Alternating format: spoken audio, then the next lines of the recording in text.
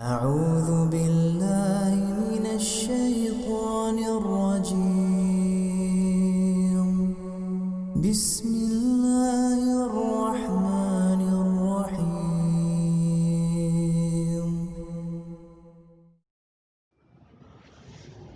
Bismillahirrahmanirrahim. Assalamualaikum warahmatullahi wabarakatuh.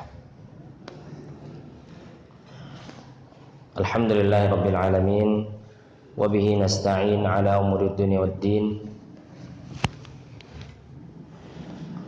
Asyhadu an la ilaha illallah wahdahu la syarika lah wa asyhadu anna Muhammadan 'abduhu wa rasuluh. Allahumma shalli wa sallim wa barik ala nabiyyina Muhammadin wa ala alihi wa sahbihi ajma'in. Ya ayyuhalladzina amanu taqullaha haqqa tuqatih wa la tamutunna illa wa antum muslimun. Amma ba'du, kaum muslimin dan kaum muslimat, bapak dan ibu-ibu rahimani wa rahimakumullah. Alhamdulillah, senantiasa kita bersyukur kepada Allah Subhanahu wa taala atas nikmat yang Allah berikan, kesempatan yang Allah anugerahkan kepada kita, sehingga pada malam hari ini kita bisa berkumpul di masjid ini, berkumpul di rumah Allah Subhanahu wa taala untuk mendengarkan ilmu, untuk mempelajari ilmu.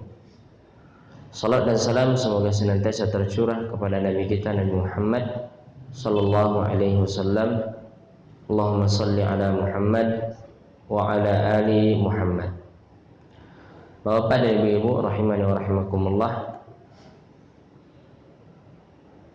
insyaallah ta'ala pada malam hari ini kita akan kembali melanjutkan pembahasan yang berkaitan dengan dosa-dosa besar. Maka pada malam hari ini kita akan bahas dosa besar yang ke-8, al-kabiratu ats-tsaminatu. Dosa besar yang ke-8 itu adalah aklu malil yatimi zulman, memakan harta anak yatim secara zalim.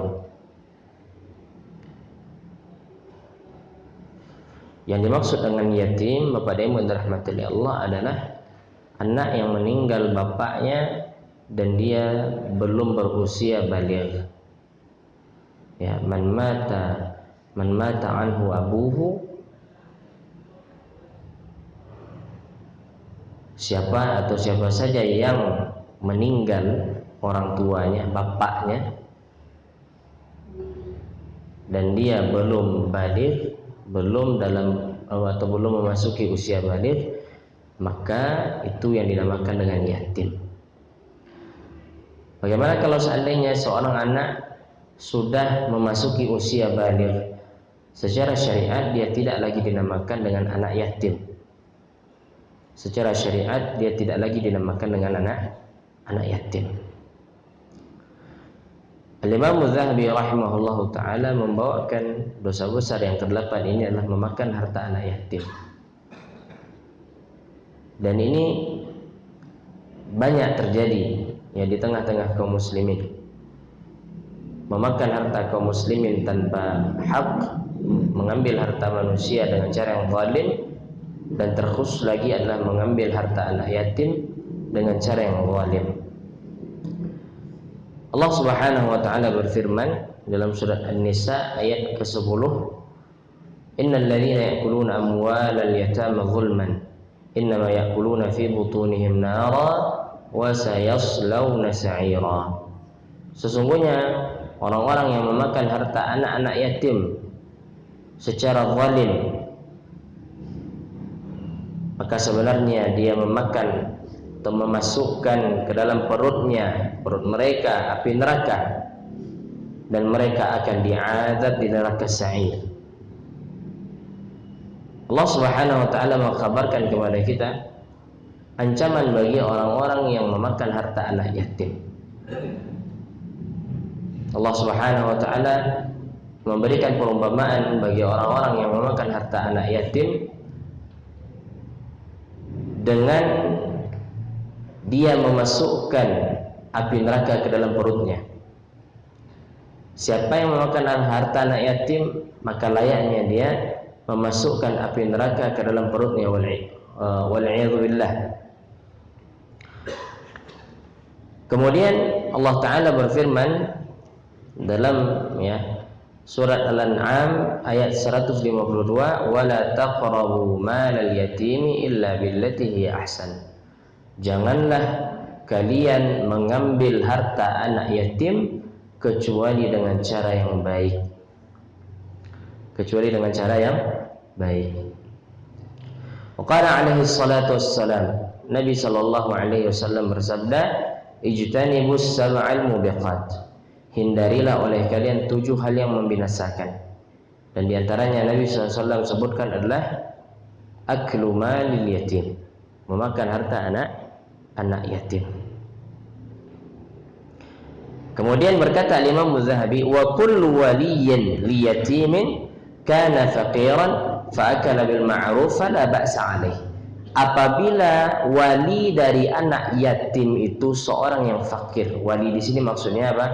Yang mendidik dia, yang menggantikan tugas bapaknya, yang membesarkan anak yatim ini. Jika orang yang bertanggung jawab terhadap anak yatim ini adalah seorang yang fakir, maka dia boleh memakan harta tersebut dengan takaran yang ma'ruf, tidak berlebihan. Wa ma zada 'alal ma'ruf fasuhtun haram. Adapun dan apa yang berlebih dari sesuatu yang ma'ruf, maka itu adalah kezaliman dan haram. Contohnya ada seorang anak ditinggalkan oleh bapaknya. Kebetulan bapaknya ini punya banyak uang. Kemudian ada di antara karib kerabat bapaknya ingin membesarkan, ingin merawat anak ini. Yang mana orang yang akan merawat anak ini adalah fakir. Yang boleh dia ambil dari harta anak yatim ini adalah apa yang ma'ruf, hanya sekedar untuk makan. Ini berarti ma'ruf. Kalau seandainya harta ini dia belikan ke rumah, harta anak yatim ini dia belikan kepada sesuatu yang tidak ma'ruf, tidak kebutuhan dia, maka berarti dia telah memakan harta anak yatim dengan cara yang zalim. Wal ma'rufu yurja'u fihi ila 'urfin nas. Dan perkara yang ma'ruf itu dikembalikan kepada kebiasaan manusia. Dikembalikan kebiasaan manusia. Al-mu'minina al-khalina min al-aghrad al-khabithah. Dan dikembalikan kepada kebiasaan orang-orang yang beriman yang tidak ada tujuan buruknya. Sebagian orang, Bapak dan Ibu yang dirahmati Allah Subhanahu wa taala, memperebutkan harta anak yatim. Terlebih lagi anak yatim ini, terlebih lagi jika anak yatim ini kaya, diwariskan oleh bapaknya kekayaan, maka orang akan berebut untuk membesarkannya, untuk merawatnya. Kenapa bisa orang berebut? Karena berharap dia bisa memakan harta anak yatim tersebut. Bapak yang dirahmati Allah Subhanahu wa taala,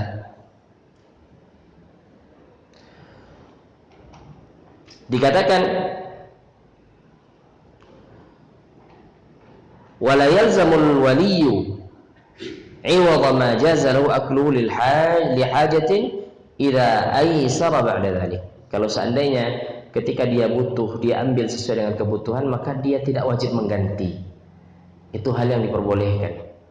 Dia rawat anak tadi, kemudian dia belikan makanan untuk anak ini dan untuk dirinya.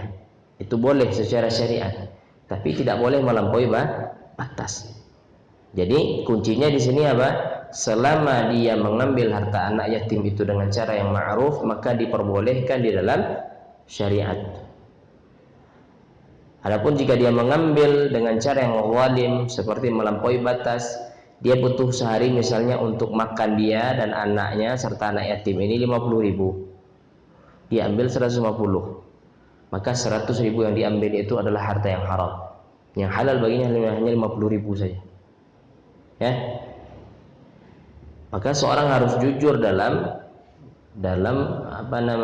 mengambil sikap. Jangan dia butuh 50.000, kemudian tahu anak yatim ininya banyak uang, Akhirnya apa? Kebutuhan itu meningkat menjadi 200.000, menjadi 150.000. Maka ini kita katakan ya, kelebihan yang diambil dari harta anak yatim tersebut adalah haram, tidak boleh. Dan bentuk mengambil harta anak yatim, Bapak dan Ibu dirahmati Allah Subhanahu wa taala, itu ya seperti kebiasaan masyarakat kita mengadakan ritual-ritual ya kematian, mengadakan ritual-ritual kematian. Ini bentuk dari memakan harta anak yatim dengan cara yang zalim. Ya, seharusnya orang yang meninggal itu diberikan santunan, bukan malah menghidangkan makanan. Itu seharusnya. Nah, namun faktanya ya di kebiasaan kita justru malah orang yang ya sedang berduka harus menyiapkan makanan untuk orang-orang yang datang ke rumahnya. Ya, untuk apa istilahnya? Untuk ya memperingati hari kematiannya, menuju hari sekian hari, 100 hari. Maka kita katakan ini adalah bentuk memakan harta orang dengan cara yang zalim. Bahkan ada di antara keluarga ketika ditinggal misalnya oleh suaminya, oleh bapaknya, setelah itu dia ada harta sedikit yang seharusnya dia bisa untuk bertahan hidup, dia bisa bagikan sebagai harta warisan. Namun apa? Karena kebiasaan, karena takut ya dicap oleh manusia, karena takut dicemooh oleh manusia, akhirnya apa? Terpaksa juga mengadakan ritual ini, sehingga apa? Harta yang seharusnya bisa dimanfaatkan untuk yang lain akhirnya terbuang. Ya, akhirnya apa? Terbuang dan tidak mendatangkan manfaat sama sekali. Ini bentuk daripada memakan harta anak yatim. Jadi Bapak dan Ibu jika diundang pada acara kematian, maka jangan pernah datang apabila di situ dihidangkan makanan. Ketika kita makan makanan tersebut, maka kita telah memakan harta yang haram. Itu bukan hak kita. Oh, kan dia sukarela, Ustaz. Kan dia bersedekah, kita katakan. Ya, ini sedekah tidak tepat pada tempatnya. Ya, tidak pas pada tempatnya. Bapak yang dirahmati Allah Subhanahu wa taala. Mana dalilnya bahwasanya orang yang memelihara anak yatim itu boleh dia memakan harta anak yatim itu dengan cara yang ma'ruf? Dalilnya dalam surat An-Nisa ayat ke-6. Allah Ta'ala berfirman, "Wa man kana faqiran falyakul bil ma'ruf." Barang siapa yang fakir, maka hendaknya dia makan dengan cara yang ma'ruf. Dia makan dengan cara yang ma'ruf. Bapak yang dirahmati Allah Subhanahu wa taala, ya, itu berkaitan dengan dosa besar yang ke-8, memakan harta anak yatim dengan cara yang zalim. Ketika seorang meninggal, kita perhatikan ketika seorang meninggal, maka yang pertama kali diuruskan untuknya apa? Jenazahnya. Ketika seorang meninggal, yang pertama kali harus ditunaikan adalah penyelenggaraan jenazahnya. Kemudian setelah itu apa? Setelah itu melunasi segala hutang-hutangnya. Ya, lunas hutang. Kalau seandainya masih ada harta tersisa, maka dilihat wasiat terlebih dahulu. Jadi yang pertama tadi apa kita katakan? Ketika seorang meninggal, maka yang pertama kali harus diselenggarakan apa? Jenazah. Beli kain kafannya, ya, mandikan dia, kafani dia, salatkan, kemudian kuburkan, selesai semuanya. Maka setelah itu baru hutang piutang. Kalau ada dia hutang, maka lunasi dengan harta dia. Karena meninggalkan harta, lunasi dengan hartanya. Lunas hutangnya, masih ada harta tersisa, maka pilihan yang ketiga atau urutan yang ketiga, lihat apakah dia pernah berwasiat atau tidak. Ya, dia berwasiat atau tidak. Tanah yang di situ saya wasiatkan untuk pesantren, untuk bangun masjid. Ini namanya wasiat. Harus ditunaikan. Ya. Kalau seandainya wasiat sudah ditunaikan, sudah selesai pembagian wasiat, maka setelah itu baru dibagikan sesuai dengan ahli waris masing-masing. Itu urutannya. Ya. Jadi bayarkan hutangnya dulu. Bayarkan hutang, lihat wasiat, baru setelah itu yang terakhir apa? dibagikan kepada ahli waris jika harta tersebut bersisa. Jika harta tersebut bersisa.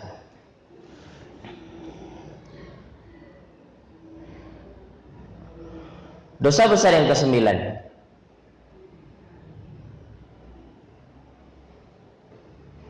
Dosa besar yang ke-9. Al-kadhibu 'ala Nabi sallallahu alaihi wasallam, berdusta atas nama Nabi. Ya, berdusta atas nama Nabi. Di zaman kita itu sangat banyak orang-orang yang berani lancang berdusta atas nama Nabi sallallahu alaihi wasallam. Bagaimana bentuknya, Ustaz? Banyak bentuknya. Di antara bentuknya apa? Menyampaikan hadis palsu. Menyampaikan hadis palsu, membuat-buat hadis.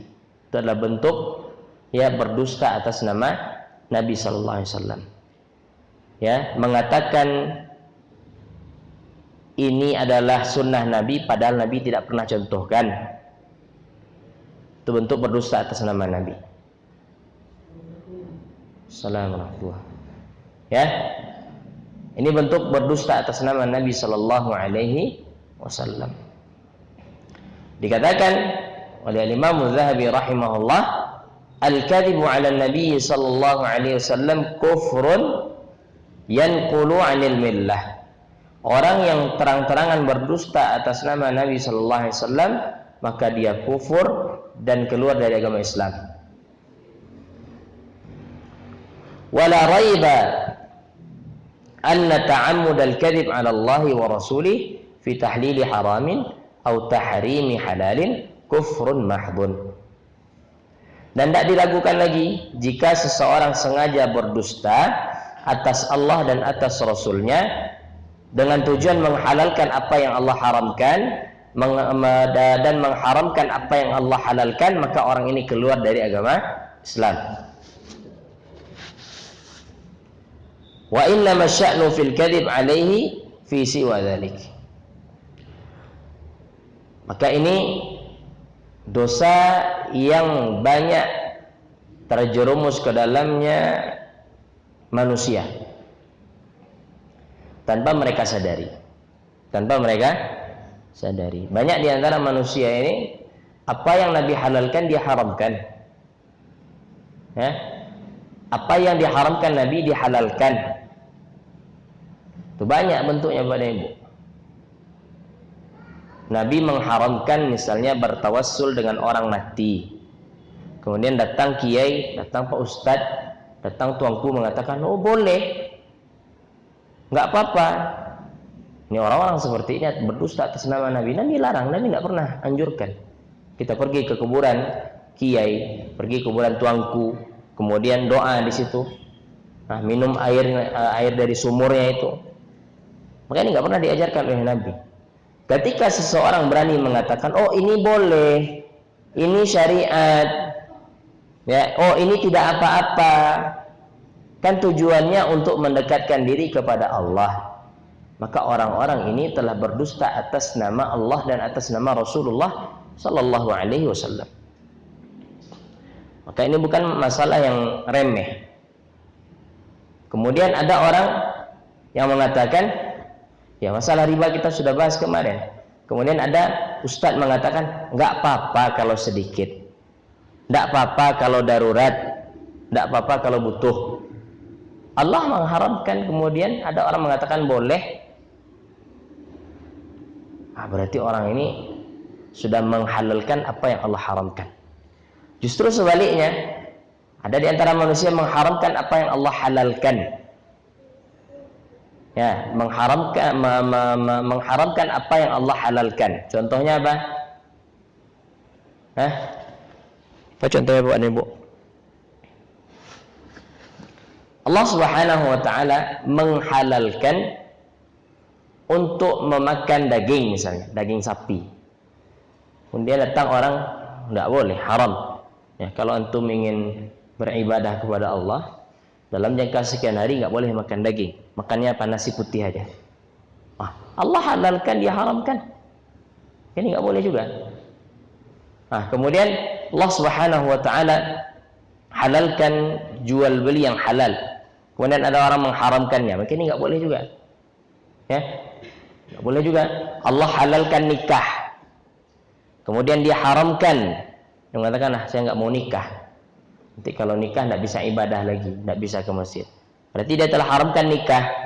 Kita katakan berarti orang ini telah berdusta atas nama Allah dan atas nama Rasulullah Sallallahu Alaihi Wasallam. Nabi SAW tidak pernah contohkan misalnya. Nabi SAW tidak pernah contohkan tadi merayakan hari kematian. Tidak pernah Nabi contohkan Bapak dan Ibu. Kalau seandainya ada tuanku kita, buya kita, ustaz kita mengatakan ada, maka katakan kepadanya di mana saya bisa dapatkan dalilnya. Di kitab hadis yang mana ada dalilnya? Coba tanyakan kepada mereka. Dan mereka tidak akan mendapatkan adanya Nabi memperingati kematian, mengadakan sekian hari peringatan, ya, menuju hari sekian hari, 100 hari itu enggak kita temukan. Tidak pula kita temukan ya pada sikap Abu Bakar. Abu Bakar tidak pernah melakukannya. Terus kenapa kita katakan boleh-boleh saja? Ini kan adat. Ini kan kebiasaan masyarakat kita. Ya. Tidak arif juga ya sekiranya kita menolak adat. Kita katakan nggak boleh. Tapi nggak pernah contohkan. Ya. Kematian itu Bapak dan Ibu dia bukan masalah adat. Terus paham. Kematian itu adalah masalah agama. Kematian itu masalah apa? Agama. Ada tuntunannya dari agama kita. Maka nggak boleh kita adakan ritual-ritual yang tidak pernah dicontohkan oleh Nabi Shallallahu Alaihi Wasallam. Dan banyak contohnya Bapak dan Ibu. Ya, orang-orang yang berani berkata tanpa ada kejelasan, tanpa ada hadis yang menguatkannya, tanpa ada ayat Al-Quran yang menguatkannya. Bahkan di antara manusia sekarang sangat berani sekali. Sangat berani sekali dalam menghukumi, oh itu kafir, presiden kafir, segala macam. Ini presiden bukan presiden muslim lagi. Sangat berani, maka dia akan mempertanggungjawabkan apa yang dia katakan kelak di akhirat. Lebih baik kalau seandainya kita tidak tahu, diam. Ya. Kalau kita nggak tahu, jangan sok tahu. Zaman kita ini banyak orang sok tahu. Ya. Banyak orang yang pura-pura hebat, pada dasarnya bodoh. Bapak dirahmati Allah Subhanahu wa taala. Dalil yang pertama yang dibawakan oleh Al-Imam Az-Zahabi rahimahullah, hadis yang diriwayatkan oleh Al-Imam Al-Bukhari dan Al-Imam Muslim, bahwasanya Nabi sallallahu alaihi wasallam bersabda, "Inna kadhiban alayya laisa ka kadhibi ala ghairi." Sesungguhnya dusta atas namaku tidak serupa dengan dusta atas nama selainku. Berdusta kepadaku tidak sama seperti berdusta kepada orang lain. Kemudian Nabi mengatakan, man kadzaba alayya muta'ammidan falyatabawwa maq'adahu minan nar. Siapa yang sengaja berdusta atasku, ya, maka hendaknya dia ambil bangku atau tempat duduknya di neraka. Wal iyadzu billah. Ini ancaman bagi orang yang suka menyampaikan hadis-hadis palsu.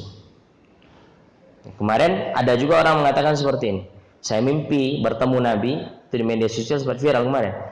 Saya mimpi bertemu Nabi dan Nabi sampaikan 2 hadis kepada saya. Hadis yang pertama, Nabi mengatakan siapa yang di sakunya ada biji tasbih, maka dia dianggap orang-orang yang bertasbih walaupun dia tidak bertasbih. Cukup hanya menyimpan biji tasbih. Enak sekali ini beragama seperti ini. Kalau perlu 1 truk simpan di sini biar banyak sekalian kan? Kalau 33 kan kurang. Apa 1 truk? Itu hadis, kata dia, hadis yang dia yang dia dapatkan dari mimpinya. Kemudian hadis yang kedua apa? Siapa yang di dalam perutnya ada bau kopi, maka dia tidak akan diazab di neraka.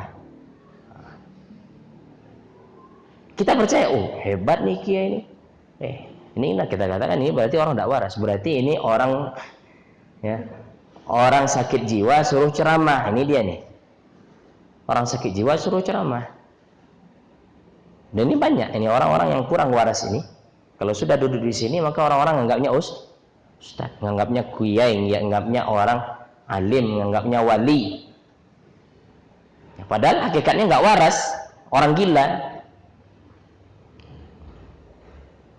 Kemudian ada juga di antara manusia seperti ini. Ya, ketika mendengar azan, murid berkata kepada tuan gurunya, "Guru, kenapa tidak sholat di masjid? Saya sholatnya di Mekah."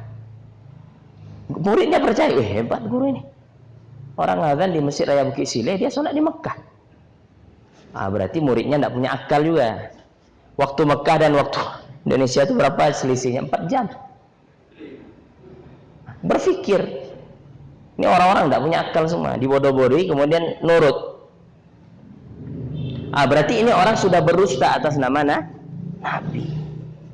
Berdusta atas nama Nabi Sallallahu Alaihi Wasallam. Ambil tempat duduknya di neraka. Ancamannya nggak main-main. Bapak dan Ibu yang dirahmati Allah. Kalau kita nggak tahu urusan dunia, lebih baik diam. Lebih baik apa? Diam. Diam itu sikap yang tepat jika kita tidak mengetahui.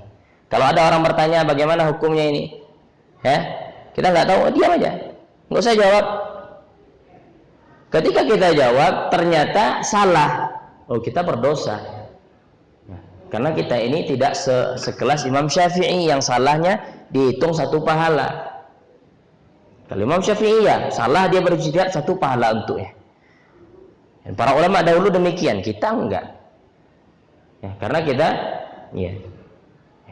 karena kita tidak seperti mereka. Kemudian dalil yang kedua yang dibawakan oleh Imam Az-Zahabi, Nabi Shallallahu Alaihi Wasallam bersabda, hadis ini dikeluarkan oleh Imam Muhammad dari sahabat Abdullah bin Umar radhiyallahu taala anhu. Abdullah bin Umar radhiyallahu taala anhuma, Nabi bersabda, "Man kadzaba alayya bunya lahu baitun fi jahannam." Barang siapa yang berdusta atasku, maka akan dibangunkan baginya rumah di neraka jahannam. Wa qala man yaqul anni ma lam aqulhu falyatabawa maq'adahu minan nar. Siapa yang berkata tentangku sementara aku tidak mengatakannya, maka silahkan ambil tempat duduknya di neraka jahannam.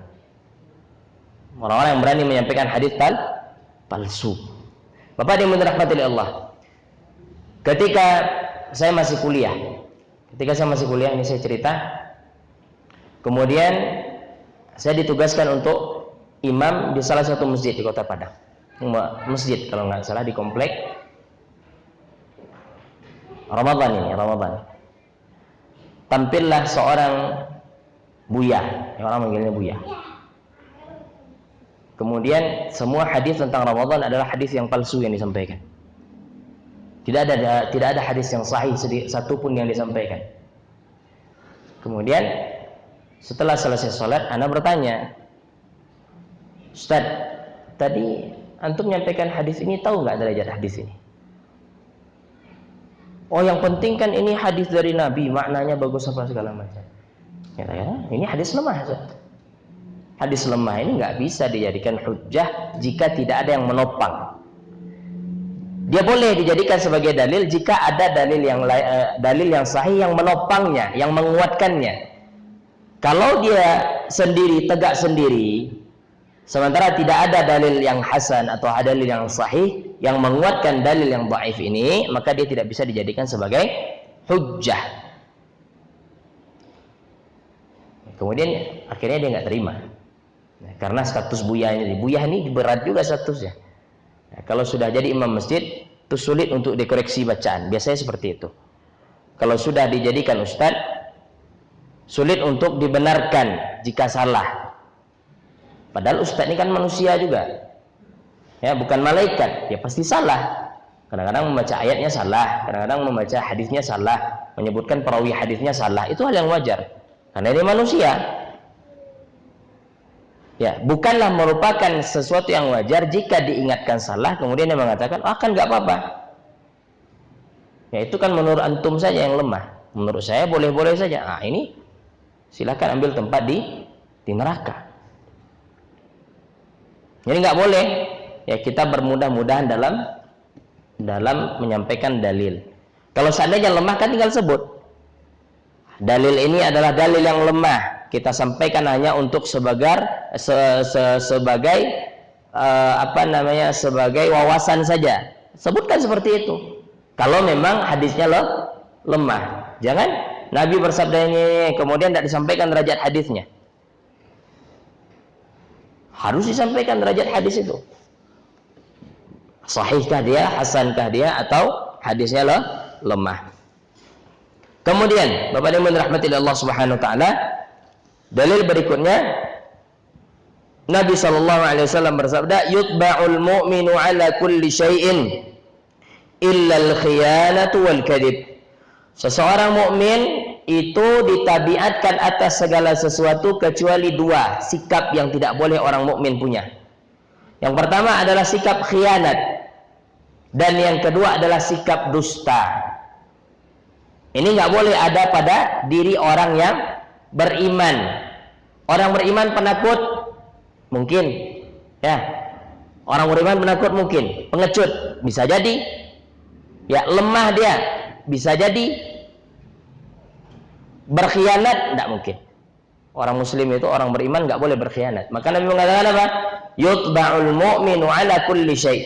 Orang beriman itu ditabiatkan atas segala sesuatu, hanya dua yang tidak boleh menjadi tabiat orang beriman. Yang pertama adalah al-khiyanatu, berkhianat. Ya, tidak menunaikan amanah, berkhianat. Dan yang kedua adalah al-kadhibu, berdusta.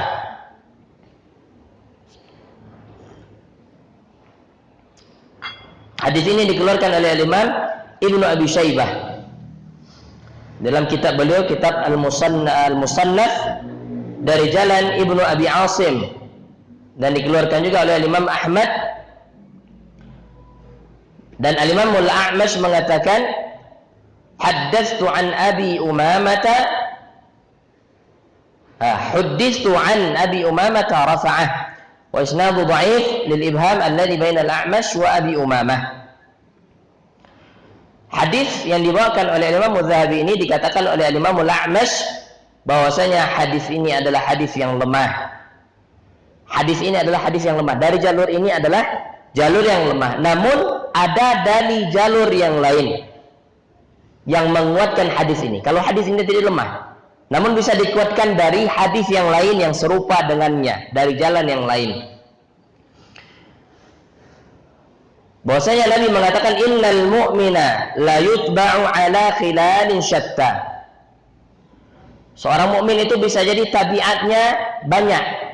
Di antaranya apa? Al-jud, bisa jadi dia orang dermawan, atau bisa jadi dia orang yang bakhil, bisa jadi dia ada akhlak yang baik, bisa jadi akhlaknya buruk, kasar misalnya. Mungkin orang yang beriman kasar, mungkin, ya, mungkin dia kata-katanya kasar, bisa jadi karena tabiat dia. Kemudian Nabi mengatakan, wala yutba'ul mu'minu 'alal kadhib. Orang beriman itu tidak boleh tabiatnya berdusta. Ya, tidak boleh berdusta. Wala yakunul mu'minu kadzaban, dan orang beriman itu tidak boleh menjadi orang yang pendusta. Nah, itu hadis penguat. Yang mana jika ada penguat, kita katakan tadi, berarti hadis ini bisa dimaklumi, bisa difahami, bisa dijadikan sebagai dalil. Kalau seandainya kita melihat ada orang yang kasar atau cengengesan, cengengesan, bagi kita katakan mungkin orang beriman demikian, mungkin jawabannya. Atau dia suka tertawa, mudah tertawa terbahak-bahak, mungkin. Tabiat orang beriman. Tapi kalau sudah berdusta nggak mungkin. Itu bukan tabiat mereka. Kalau sudah berkhianat nggak mungkin, karena itu bukan tabiat mereka. Berdusta kepada manusia saja itu bukan tabiat orang beriman. Bagaimana berdusta dengan atas nama Nabi? Berdusta atas nama manusia. Si A mengatakan bahwasanya apa? Si A mengatakan seperti ini. Kemudian didengar oleh si B menyampaikan hal yang berbeda dari apa yang disampaikan si A. Ini berdosa si B ini, nggak boleh. Ya. Misalnya si A mengatakan, kemarin saya lihat si fulan itu tidak sholat di masjid misalnya. Kemarin saya lihat si fulan itu tidak sholat di masjid. Didengar oleh si B menyampaikan fulan itu tidak pernah sholat. Berbeda ini. Berarti si B sudah berdusta. Si A tadinya mengatakan apa? Saya nggak pernah lihat orang itu sholat di masjid. Si B menyampaikan saya tidak pernah, atau orang itu tidak pernah sholat. Kedua hal yang berbeda ini. Itu saja jika dilakukan. Jika seseorang berdusta atas nama orang lain, maka dia bukan orang yang beriman. Bagaimana kalau seandainya jika dia berdusta atas nama Nabi? Nabi tidak pernah katakan, kemudian dia katakan. Nabi mengatakan, kemudian dia mengatakan, oh kan nggak apa-apa. Ya, banyak Bapak dan Ibu dirahmati Allah Subhanahu Wa Taala pelanggaran, ya karena dasar tidak apa-apa tadi. Contoh, ya ini terjadi Bapak dan Ibu. Seorang wanita tidak boleh berpergian, ya safar, kecuali jika ditemani oleh mahramnya, suaminya, anaknya, bapaknya, saudara laki-lakinya. Itu boleh.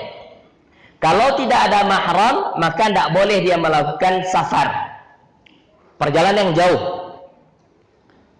Ya, sebagian para ulama mengatakan sekitar 75 lebih.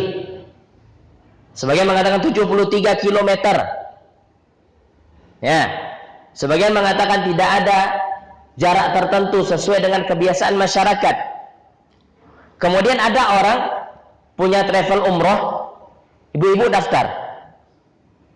Punya travel umroh nih, buya, ustadz, apa segala macam, kiai, punya travel umroh. Kemudian ada ibu-ibu daftar, tidak bawa mahram.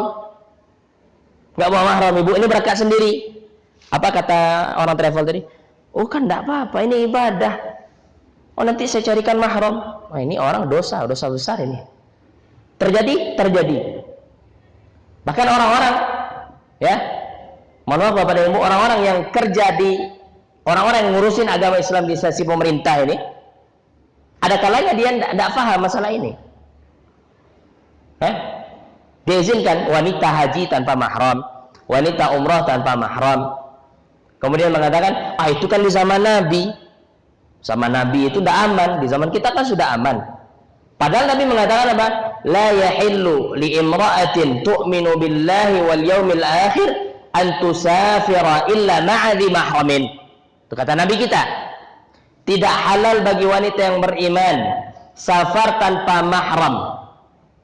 Tidak boleh bagi seorang wanita beriman bersafar kecuali jika ada mahramnya. Ada suami yang menemani. Kalau suami nggak ada, meninggal misalnya, maka ada anak yang menemani, ada saudara yang menemani, ya ada ayah yang menemani. Ini mahramnya. Maka dia nggak boleh pergi sendirian. Kemudian dilawanlah sabda Nabi ini dengan dengan teori-teori. Maka kita katakan ini nggak boleh. Nabi mengatakan haram, ya nggak udah. Itu bagaimana solusinya? Saya nggak pergi haji. Nggak pergi haji berarti ibu-ibu yang tidak ada mahram tidak wajib haji. Ibu-ibu yang tidak ada mahram berarti tidak wajib haji. Ibu-ibu yang tidak ada mahram maka tidak dianjurkan baginya untuk melaksanakan umrah. Umrah saja tidak boleh, apalagi hanya sekedar berpariwisata. Ya. Hanya sekedar rekreasi. Ini nggak boleh lagi. Itu diantara contoh, banyak terjadi, banyak. Apa contohnya lagi? Orang-orang yang berdosa atas nama Rasul Sallallahu Alaihi Wasallam. Ya, apa contohnya lagi Bapak dan Ibu?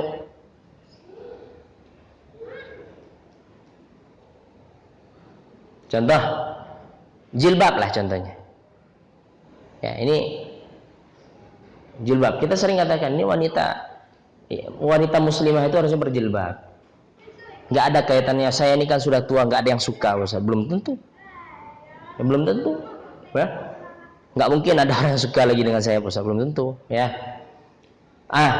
Jilbab misalnya.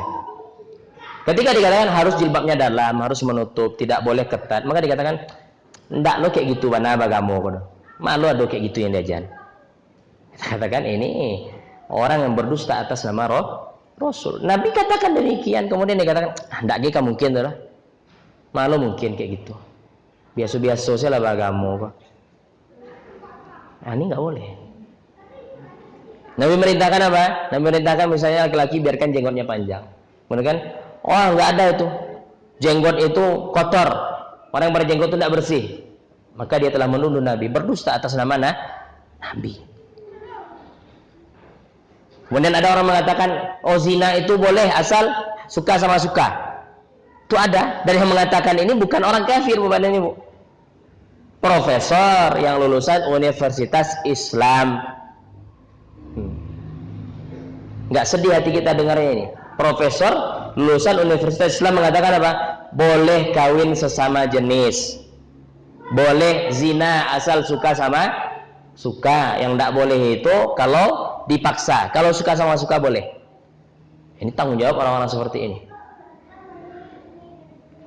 Bapak yang dirahmati oleh Allah Subhanahu wa taala, dalil yang terakhir, Nabi sallallahu alaihi wasallam bersabda, "Wa qala man rawa anni haditsan wa huwa yura annahu kadhiban wa huwa yura annahu kadhibun fa huwa ahadul kadzdzabin."